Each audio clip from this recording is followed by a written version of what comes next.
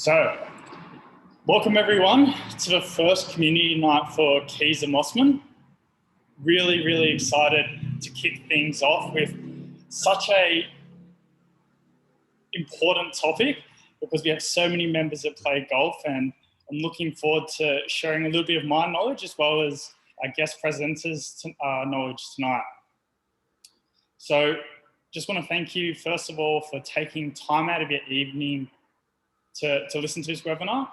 And then also I'm hoping that each and every one of you is staying safe with the current COVID outbreak. A few housekeeping things. So this is part one. Part two will be later, where we'll be doing a practical component where Will and I will be demonstrating during a live meeting about how we would work together in a collaborative approach to get the best results for our clients. Also, if you have any questions, please just type them in the chat box. That comes to Will and myself. It won't go to anyone else. And then thirdly, with the cameras, I can't see you, neither can Will. So just raise your hand with the emoticon there or type in the question box. So before we get started tonight, I just wanted to introduce a little bit of myself and tell you a little bit about me. So I'm a principal physio at Kieser Mossman, and my interest in golf actually stemmed from working at a previous clinic when I started to see clients from across the road where they were playing golf and developing lots of aches and pains, whether it be in their lower back, their neck and shoulder or knees. And so I was using my physio skills I developed from university, but I had a thirst for learning more. And that led me to conducting further education about how I could best look after golfers. And our guest presenter tonight, Will. So Will's has just recently been named the Assistant Director at Manly Golf Club, and he's been at that club since 2016. And prior to that, as well as during that period of time, he's done a number of coaching accreditations to help build up his repertoire, to help him get the best results for his clients. In regards to playing background, Will was professional as well as going to the US on a collegiate tour. I'll let him tell a little bit more about himself in regards to his playing background and coaching philosophy. Thanks, Scott. Thanks, guys, all for joining in tonight. Great to have so many avid golfers from what I hear. Yeah, so I've been at Manly for almost 6 years now. Started off just doing a lot of junior coaching, but now do all ages from really young kids to people in their 70s and 80s. So been really cool to see and do what I've done the last few years. Prior to that, I was at college, as Scott said. I was there for a couple of years playing golf. And whilst I was doing that, I did a business degree. Once that finished up, I decided that I didn't want to be sitting in an office. So I ended up doing my traineeship as well. And that allowed me to get my qualification to be teaching. So I'm a Australian PGA member, which I've been for a few years. And after that, I've also done a lot of ongoing training. So some of it including, and I guess what is a big part of tonight, the TPI, so Titles Performance Institute. So I've done both junior coaching, power, and golf performance level 2 in that certain area. So first off tonight, we just got a few quick questions, a few polls. So the first one, if you can just get your response, please. How many years have you been playing golf? Perfect. We'll just give another 5 seconds for people to answer. Looks like we've got a mixed bag tonight. Alrighty. We'll share those results. So, yeah, interestingly, it's a mixed bag tonight. 0 to 5 years, 5 to 10, 10 to 20, 20 plus, all having roughly an even distribution. That's awesome. So 20 years plus, that's good to see. And then the second question we have. It's more important, a more difficult question because we'll see who's being honest. So what is your handicap?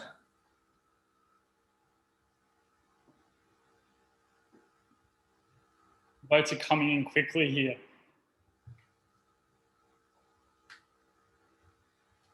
Just give another 5 seconds. Almost got everyone voting. Alrighty. See what the results are like, Will. All right. Lot of people to the 10 to 20 plus. So in that top end bracket. It'll be interesting. Low 10's pretty hard, so that's all right. It'll be interesting to see what different people with handicaps take away from tonight's presentation. I'm sure that there's something a little bit for everyone, regardless of what your handicap is. All right, so first thing we're going to be talking about is the pillars of golf performance. So what is the most important part of golf performance? I think you got another question for that, Scott. So these are the 6 main areas: basic instruction, physical conditioning, equipment, mental, course management, and shot making skills. So just want to see, first off, what you guys understand, where you see and what you believe is the most important part of golf performance.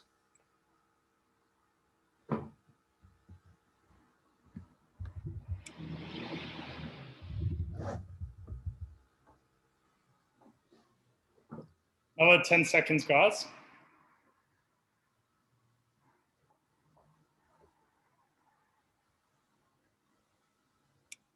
Okay. Let's have a look at the results, Will. All the above. Pretty close to 50% of you. Correct. Which is really good. Awesome. All right. So yeah, as we mentioned, the pillars of golf performance. So basic instruction, physical conditioning, equipment, mental, emotional, course management, and shot making skills. So obviously, a lot of you seem to get this correct already. For me as a golf coach, I think all of these are very heavily intertwined with one another. So just say equipment, for example, if we have the wrong equipment, a club's too long, too heavy, that's going to create inefficiencies due to our lack of form. So if I have clubs that are too heavy, this is a big thing you'll see with young kids often, and they'll overswing the club just as a result from their equipment not being correct for them. And this will also happen with people as they get older. You need lighter shafts, more flexible shafts. If we don't have the correct equipment, we're going to compensate for what the equipment we have, and that can lead to a number of different issues. That can lead into having issues with not only the swing, but also physically. So too heavy clubs could create injuries, putting added stress on the back or different joints. So this is another really important part that's going to be part of these pillars. Basic instruction. So for me as a golf coach, obviously we can do we're going to always do our best job to give you the best instruction, but if someone turns up with the wrong equipment, that's going to make it really hard for us to do our job correctly, especially if they're going to go home. I can give them clubs obviously to borrow for that session, but going on, moving forward, if they keep playing with these incorrect clubs, that's only going to hinder their performance. Similar to physical condition, I think this goes hand in hand with instruction. So a lot of TPI is about how your body works in relation to the golf swing.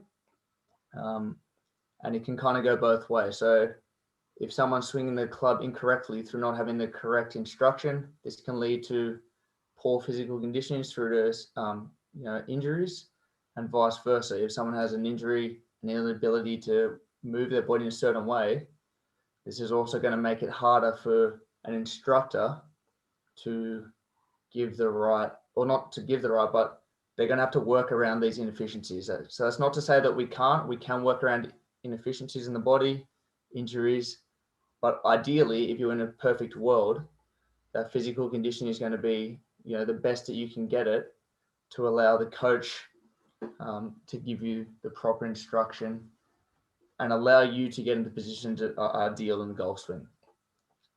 Why don't we have a look at what our attendees' weakest link is as part of that golf performance? Let's do another poll and just have a look at where everyone's feels like their golf performance lacking a little bit. So I'll just give everyone 15 seconds to answer that. Be honest, tell us where you feel like you struggle the most. I'm struggling with my physical condition at the moment. Taylor and Scott can vouch for that. No, you're doing well, Will. You're doing well. Alrighty. Let's have a look where everyone's at. Shot making skills. All right. So for me, I think shot making skills, obviously, once again, they intertwine. So basic instruction. If we don't have basic instruction, the correct foundations in place, that's going to make it harder for those shot making skills. So if we can't hit, standard golf shots the correct way, it's going to make it really hard to have those shot making skills. So I think basic fundamentals are really, really important, even when leading into shot making skills. So in touching on shot making skills, there's a good segue to the next part, which is keys to great ball striking. So the keys to great ball striking, first off, is good swing sequencing. So the next slide is going to show us a bit of the kinematic sequence, and it's effectively that's the order that the body moves throughout the golf swing. Good physical condition, as we spoke about. So obviously, if we're not in peak physical condition, if we're having to work around injuries, not only injuries, just tightness in certain areas or restrictions, that's going to make it hard to have great ball striking. The most important thing for good ball striking is centeredness of contact. So hitting the golf ball in the middle of the club every single time.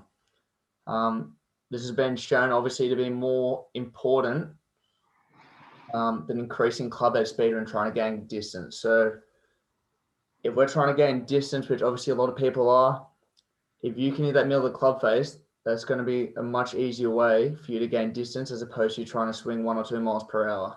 So roughly, if we swing the club 1 mile per hour, you're only going to gain a couple of yards. So, if you want to gain 10 yards, it's kind of hard to swing another 5 miles per hour faster. But if we make that center contact, we're going to get that 10 meters or 10 yards straight away. So some of the efficiencies that we're going to see: poor mechanics, poor conditioning, and poor equipment. So now we're going to move on to having a look at the kinematic sequence. So we got this man here or female here, whichever one you want to be. And we're going to talk about the sequencing of how this is going to work. But first of all, got a quick question. So what is the first part of the body or club, whatever it may be, to move in the backswing? What's the first part of the swing that moves? Pelvis, thorax, lead arm, or shaft? So we can just get those answers. What's everyone's thoughts, guys? What moves first on the backswing?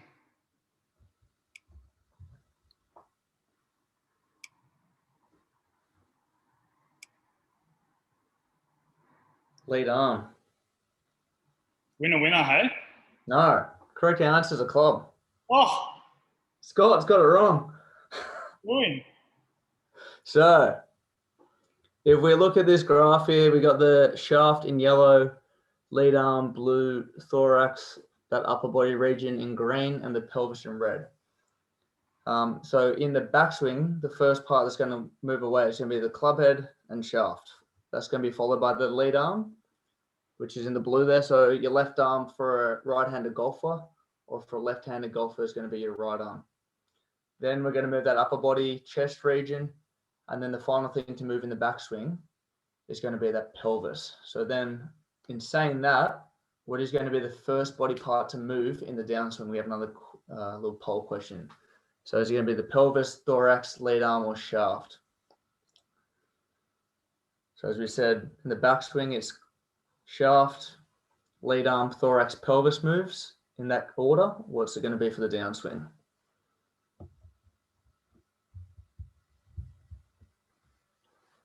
A little bit better result this time, I reckon. I think we'll be close to 3/4 correct on what moves first on the downswing. I hope so. Well, that's why everyone's here tonight, Will. Very, very good. All right, so the pelvis. So the complete opposite to the way we move in the backswing. So in the backswing, as we said, That club's going first, moving our way to the lead arm, thorax, pelvis. Downswing is going to be complete opposite. So we're going to start with that lower body, so the pelvis, thorax, followed by that lead arm, which is that left arm for a right-hander, and then followed by the shaft and the club head. So I think obviously you guys are a fantastic crowd, since I think it was 63% maybe, roughly, got it correct. But this is a massive issue that we see in a lot of golfers that don't have this understanding. And even if they do, often due to inefficiencies in the body, even though they may have this understanding, they're unable to do what they think they're doing.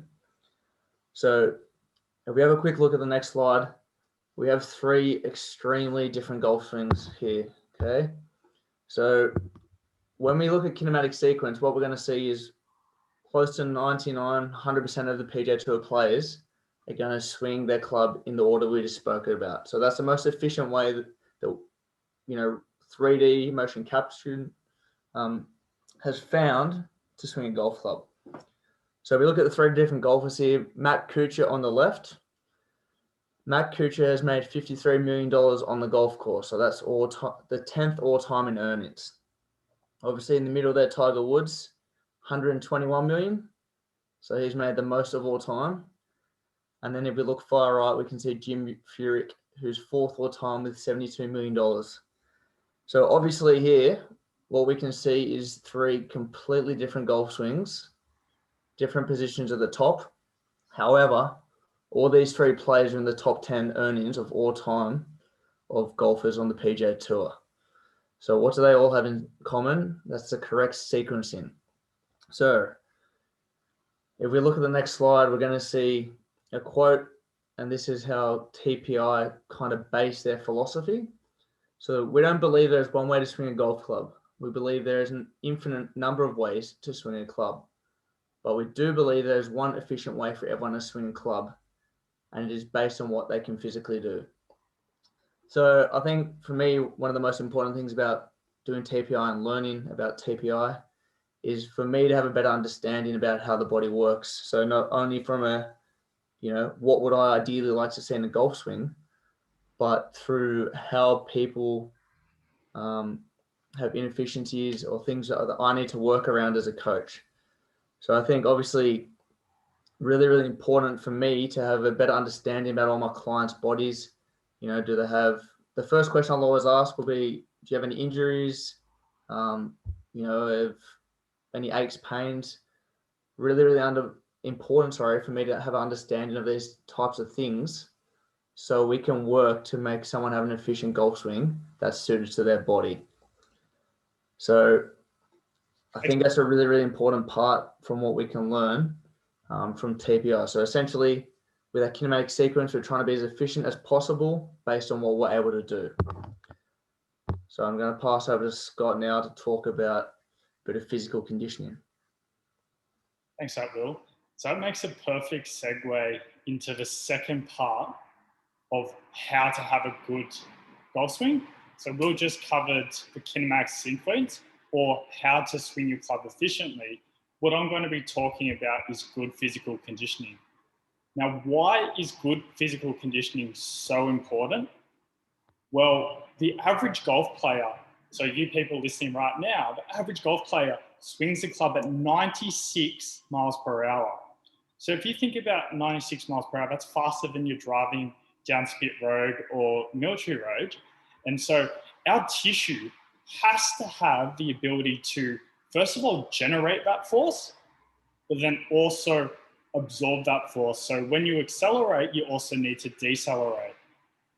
And so there's 4 parts of good physical conditioning that can allow you to generate that 96 mile an hour club speed or faster, as well as absorb it or decelerate. So the first one is flexibility, which is looking at allowing your body to get into the key positions that Will's been talking about, as well as what we'll mention moving forward. And then there's strength. So the ability to actually support your body as you're moving through those ranges. The third component, motor control. So that's the ability to coordinate your body and put it into a position that you want to. That feeds right back into the kinematic sequence, because if we can't separate between our upper body and lower body, then we can't have that efficient swing that Will's been talking about. And the fourth and final component, which is endurance. So the ability to actually consistently do that same efficient golf swing at each hole. There's no point being really good for 9 holes and not having the endurance to be able to complete the next 9, because we're not going to be able to have an efficient swing. So we'll take a quick poll again. So what part of your physical conditioning is lacking the most? Does everyone, all the attendees feel like, is it flexibility? So the ability to actually move your body? Is it strength? Is it motor control, so that coordination, or is it the endurance aspect? Just give you another 15 seconds here. Have a think about it. Alrighty, we'll see what the results are. So interestingly, flexibility was at 35%, and then also motor control and strength were quite up there. So and that's really, really common for what we see in the clinic, is that usually there's actually a combination of all three. It's not the fact that there's any one component that's completely lacking. It's usually a combination of the three.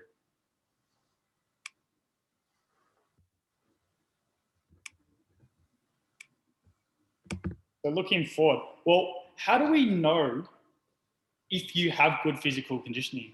And how do we actually identify the component that's lacking? So an analogy that I like to use is that I'm a detective and I've got 5 suspects that I can look into to find out which component in your golf swing that you're lacking in. So the first one is core control. So what are your stomach, lower back, and hip muscles like? The next one is lower body disassociation. So what's your ability to actually move your pelvis, your hips, and torso individually? The next, again, applies to the upper body. So what's your ability to move your trunk, your shoulders, elbow, and wrist together and individually? The next part is how do you go maintaining your body with hands overhead? And that's a crucial task, because with our golf swing, we have the follow through and then also the backswing, which requires our arms to be elevated above shoulder height. And the fifth and final one is the ability to set and release the golf club. And that's mainly around the upper limb, but specifically our wrist flexibility and strength. So that leads into, once we've identified that suspect, so if there's a problem with our core strength or our ability to disassociate from the lower limb, that can be often linked to a swing characteristic.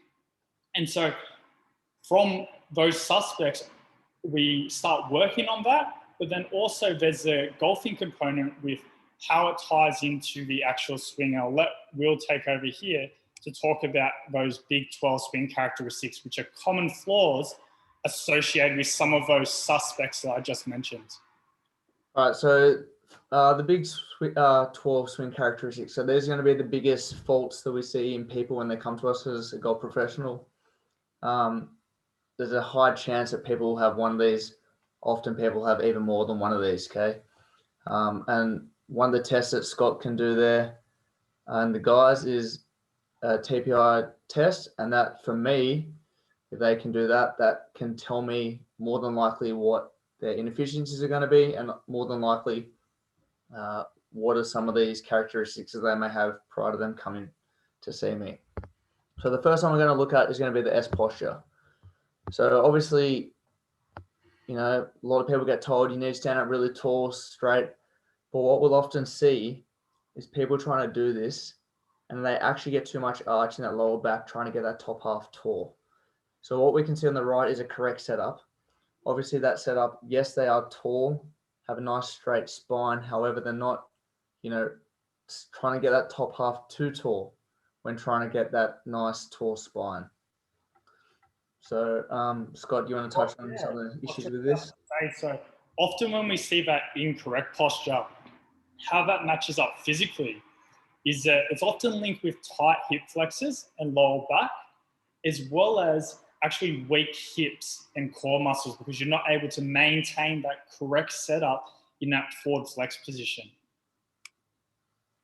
Right, so the next one we're going to look at, so another setup one, and we're going to look at the C posture. So this is one that we see very common, especially in, I would say, 35, 40 plus. I even had a student last week, younger, with this same thing. And that's when they get the student hunched over, rounding on the shoulders. They have that chin down, buried in the head. So this is going to make it super hard for them to turn properly in the backswing. So for me, if I see this, often the player won't be able to get those hands and arms nice and high in the backswing. It's going to be a really big one for a loss of power due to the fact that they can't get a nice big range of movement in the backswing. And I think, Will, the important part with the C posture is assessing whether it's tightness through the chest muscles, because that can often be that hunch forward position, or is it alternatively where there's weakness and the back muscles don't have the capabilities to actually have the neutral spine. What about the next characteristic? So next one, so loss of posture. So obviously we can see the golf on the left there compared to the golf on the right. So ideally in that backswing, we're going to try to rotate around that spine. So we're not going to stand up with our top half. You can see the golf on the left here. What is that yellow line where his posture started as opposed to where he stood up to in the backswing, where that red line is. And you can see when a player does this, that's going to change the tilt of their shoulders. So obviously losing this posture going to make it super hard to come back and have efficient and good contact. So this is a really, really big one that we see often due to a lack of being able to rotate, but I'm sure Scott can touch on this one a little bit more.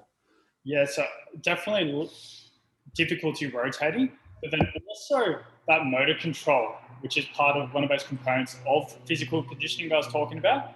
If you don't know how to move your body that way, then your body's going to move to the path of least resistance.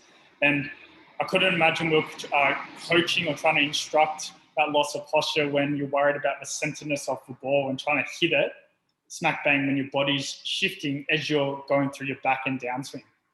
Yes, 100%. So obviously that's standing up. You're going to move your whole, people move their head a foot or foot and a half up, gaining a lot of height. And then, they're going to have to make a correction in the downswing, trying to get that chest and down back into that spine angle they started at. And obviously more than often than not, they're either not going to get there or they may even go too far the other way due to obviously continuously moving that chest and upper body down towards the ball in the downswing. So next one, flat shoulder plane. So this may look a little bit similar, but what we're going to see here with that player on the left, so their lead arm, which is that left arm there, we're going to see below the shoulder plane. So ideally, as you can see on that player on the right, we got that little T, so that white line or yellow line and the red line on the shoulder plane.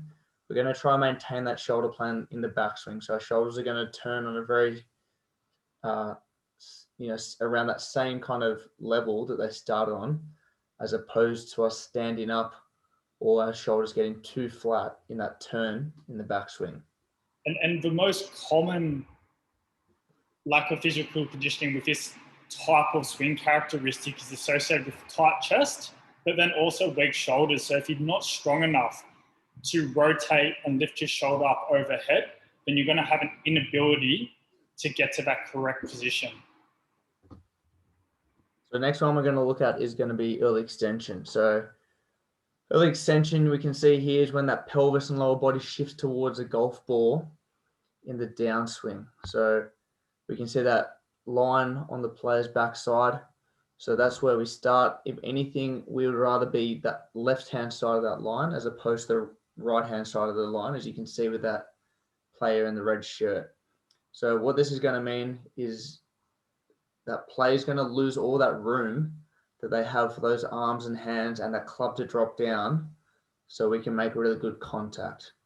So one of the big issues, I'm sure Scott will touch on this, but if I see something like this, obviously one of the issues they could have is the inability to rotate into that left hip. So ideally in that downswing, we're going to be turning around that left or that lead hip, so that right hip if you're a left-handed golfer, as opposed to sliding towards that golf ball. So if we can see this sliding towards, one of the first questions obviously we'd be asking would be, how's that, left hip and their ability to rotate into that left hip.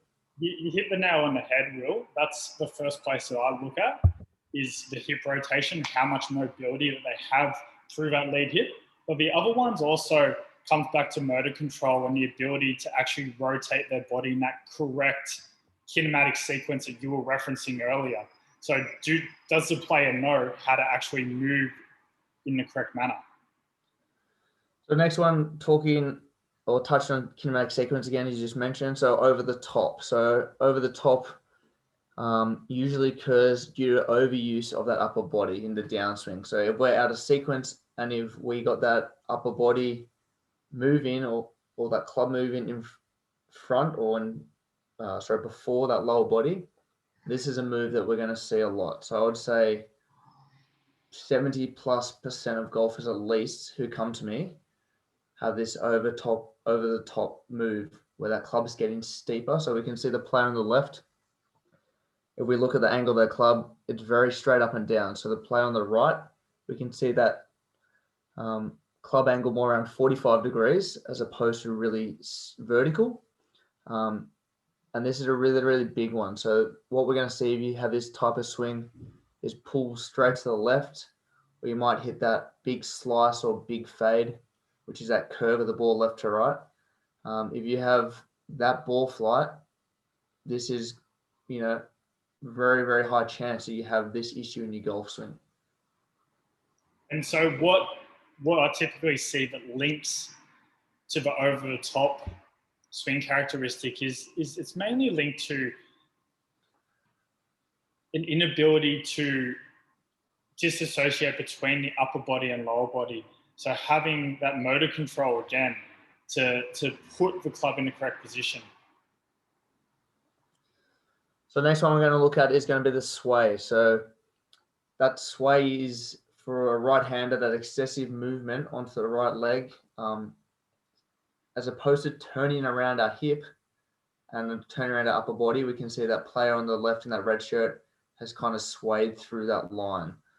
So the weight's going to go on that, the outside of that back foot. And once we shift that weight away, we're no longer centered over the top of the golf ball. So we spoke about trying to gain more distance. One of the most important things was that centeredness of contact.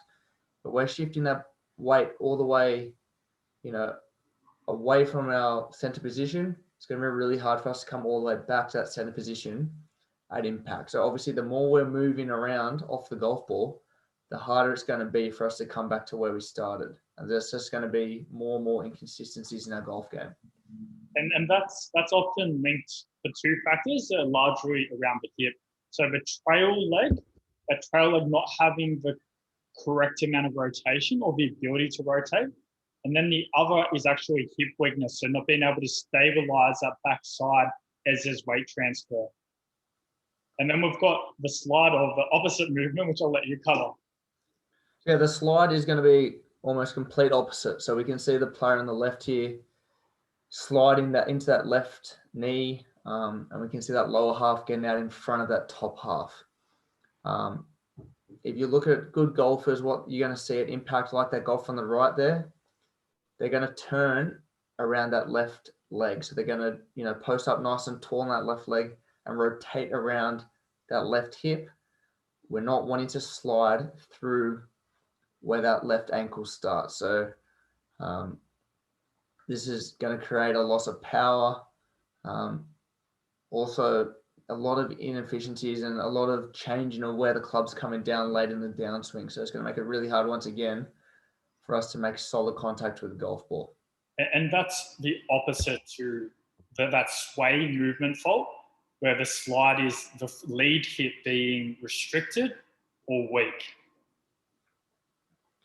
So next one we're going to look at is hanging back. So this is something that I see a lot, especially in beginner golfers, those who haven't played at all, that might be coming for their first lesson. And it's often due to a misunderstanding of what's making the ball go up in the air. So Obviously, there can be physical limitations that may cause people to do this, but for me, a lot of this is to do with a lack of understanding. So people thinking that we hit up on the golf ball when in actual fact, we're hitting down on a golf ball. The only club we're hitting up on the ball with is going to be our driver. So, we got plenty of loft on most of those clubs. What's making the ball go up is going to be that loft and that spin that we're putting on the ball from a descending blow. So anyone who's hanging back, no matter the shot, whether it's a chip shot, full shot, that's 100% not the right way to go. We always want to be shifting our weight onto that left side, although obviously not sliding through. We want to be shifting that weight onto that left side and then rotating around that left lead hip.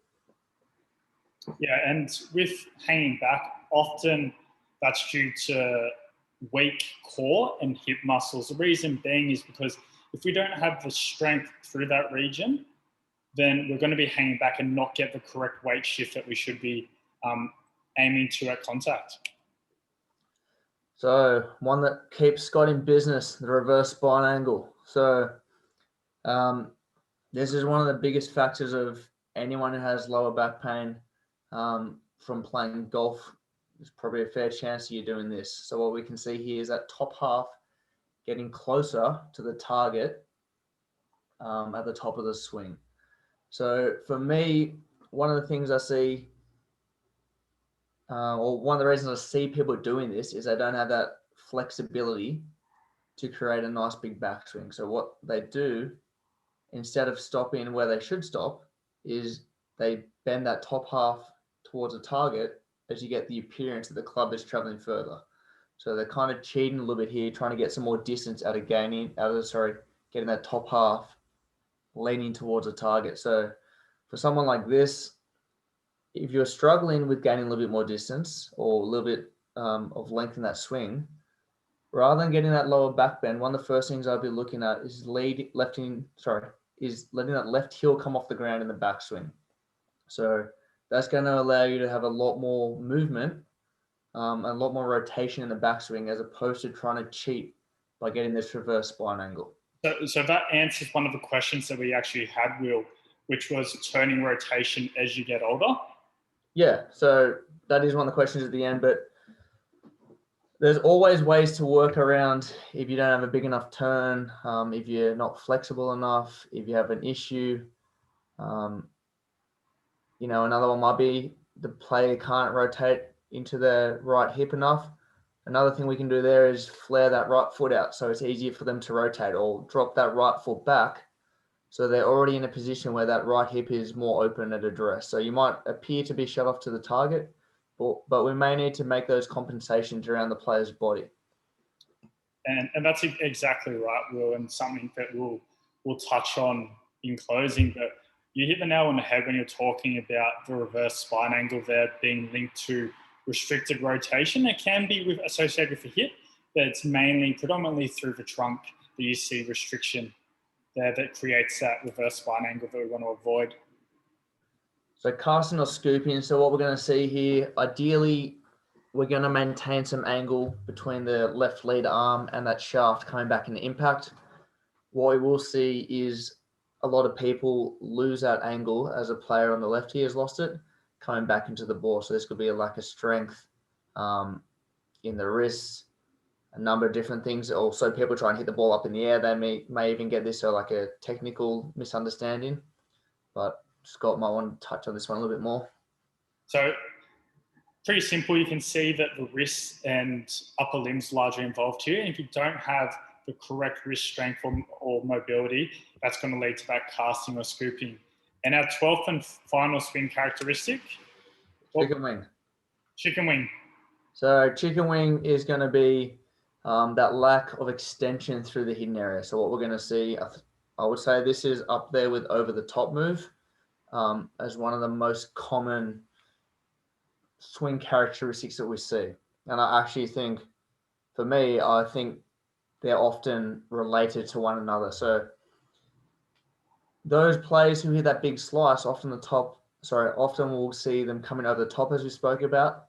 And one way that they're going to try to create a little bit of room, as they're a little bit steep, is to bend that that left elbow. They're going to try to create a little bit more room into the downswing, but that's going to lead to a big loss of power, and obviously also put a lot of pressure on that elbow joint. Yeah, and so exactly right. Well, again, for this one, largely what we see is the ability to disassociate the upper limb here as being an issue, as well as wrist mobility and strength.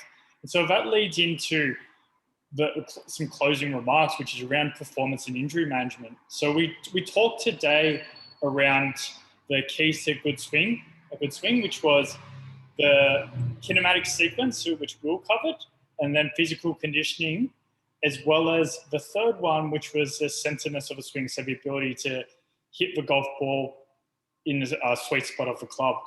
But what is probably the key point of today, and when you're looking at those 12 big swing characteristics, is that they're not necessarily wrong, but it's about adapting where your body is currently at, whether that be that you actually physically can't move and rotate completely. So we have to, as Will was saying, adjust your foot posture to compensate for your swing. But the biggest part is that you want to marry up your swing characteristics with the physical conditioning to get the best out of your club swing and then also reduce the risk of injury. Would you say anything else on that, Will? No, just as you said, I think they both go hand in hand. So as we mentioned at the start of this talk, we looked at the pillars of golf performance. So I think these two obviously go very much hand in hand with one another. Poor swing characteristics can lead to poor physical conditioning, and also vice versa. If you have poor physical conditioning, that's going to lead to you have to make adjustments in the golf swing, and that will often lead to poor technique. So I think one goes very much hand in hand with the other. If you have a sore back, whatever it may be, sore hip, and you're playing golf a lot, obviously, ideally you want to get that problem sorted just for your everyday life so you're feeling better, but it's also going to help you with your golf swing. So you're not going to have to make those adjustments or use poor form in your golf swing to work around these physical conditions that we may have. And also vice versa. If we're swinging incorrectly, you're going to be seeing Scott a lot more in the physio. So I think they go very much hand in hand when we're looking at golf and golf performance, as well as this, trying to enjoy your golf and stay healthy whilst we're playing our golf. Well said, Will. Now on to questions. So prior to us hosting tonight, we asked some of the members at Kieser Mossman around some dying questions that they had for either myself or Will. So we'll go through these right now, and then if anyone else has any questions, please type into the chat so that we can answer those over the next 15 to 20 minutes. So the first one, I'll let you take this one, Will. Is it maintaining senior and junior golf performance? I think for senior golf performance, the biggest thing that people lose is distance. Obviously, as we get older, myself included, flexibility isn't as easy. Obviously, we can keep doing training and things, exercises to try to help us, keep that flexibility for as long as possible. But in saying that, there's often going to be a time where we need to make a few adjustments in our golf swing so we can keep our distance,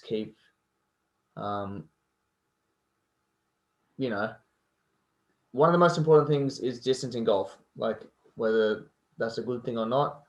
But if you look at statistics, the closer you are to the hole, the closer you're going to hit it, whether you're in a bunker, in the rough, on the fairway.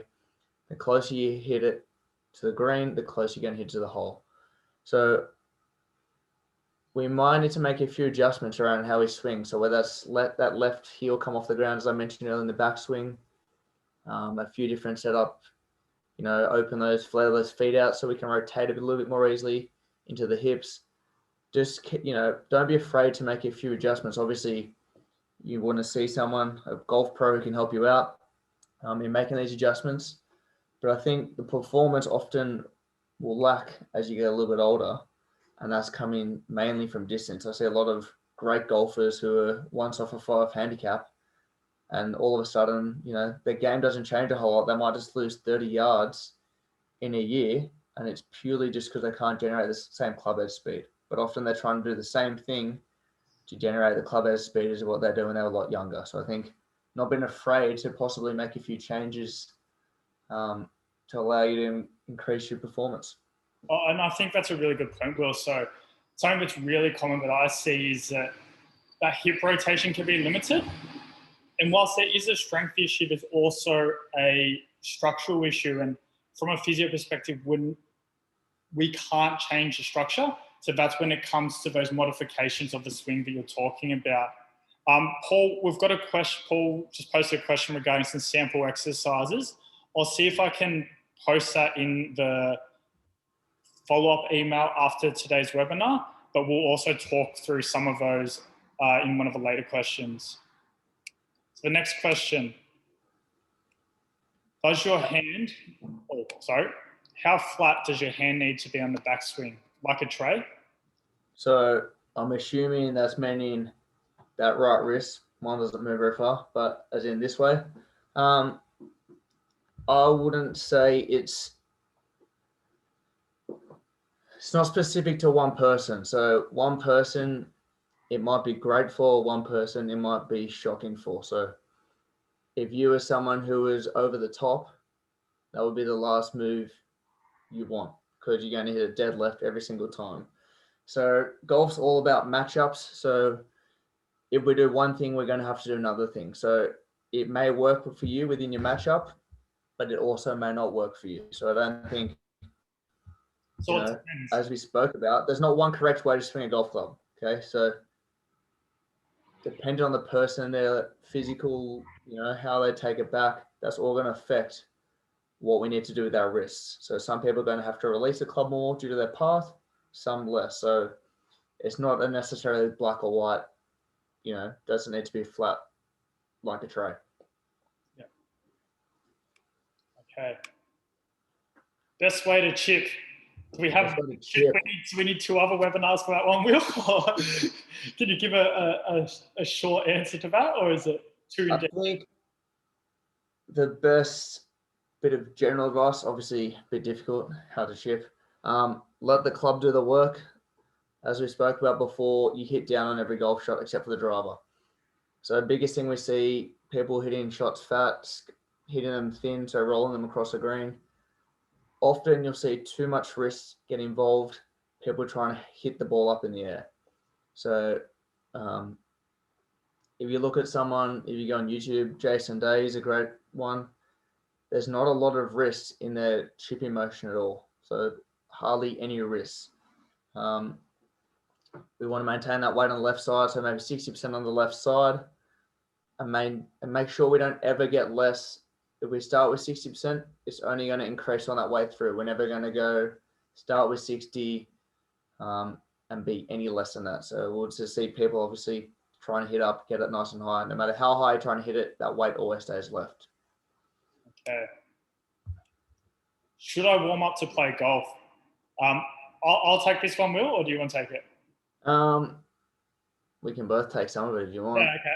I don't mind starting because I've got some thoughts. So I definitely think you should be warming up to play golf. It can make a huge difference, not just from an injury prevention strategy and how you're feeling whilst you're playing, but then also from a performance aspect. So the three key areas that I recommend people target for their warm-up is largely around what I've assessed in session in regards to where the deficits are. But as a general rule of thumb, focusing on mid-spine mobility, so having some sort of turning motion.